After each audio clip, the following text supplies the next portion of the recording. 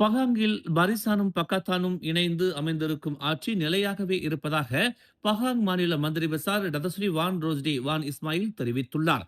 உண்மையில் எம்சிஏவை விடவும் டிஏபியுடன் இணைந்து மக்கள் பணிகளை முன்னெடுப்பதில், குறிப்பாக மலாய்க்காரர்களுக்கான சிறப்பு நடவடிக்கைகளை முன்னெடுப்பது இலகுவாக இருப்பதாக அம்னோ உதவி தலைவருமான அவர் கூறினார். மத்திய அரசில் டிஏபியுடன் அம்னோ என்ன மாதிரியான ஒத்துழைப்புடன் செயல்படுகிறது என்பது தமக்கு தெரியாது. ஆனால் பகாங்கில் எம்சிஏவை விடவும் டிஏபி சிறப்பான ஒத்துழைப்பை வழங்குவதாக டதஸ்ரீ வான் ரோஸ்டி வான் இஸ்மாயில் வெளிப்படையாக தெரிவித்தார். பகாங்கில் டிஏபி கட்சியுடன் அம்னோ கூட்டணி அமைத்து 3 ஆண்டுகள் ஆட்சியும் நடத்திவிட்டோம்.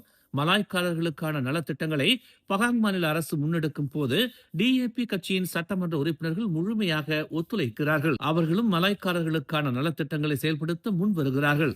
குறிப்பாக மலாய்க்காரர்களின் நல்வாழ்வு திட்டங்களை வடிவமைக்கவும் முடிவெடுக்கவும் மலாய்க்காரர்கள் தலைமையேற்க வேண்டும் என்கிற நிலைப்பாட்டில் பகாங் டிஏபி கட்சியினர் இருக்கிறார்கள் என டதஸ்ரீ வான் ரோஸ்டி வான் இஸ்மாயில் தெரிவித்தார். மேலும் செய்திகளை தெரிந்து கொள்ள தமிழ் மலர் இணையதளம், தமிழ் மலர் செயலி மற்றும் மலர் டிவி யூடியூப் சேனலை வலம் வாருங்கள்.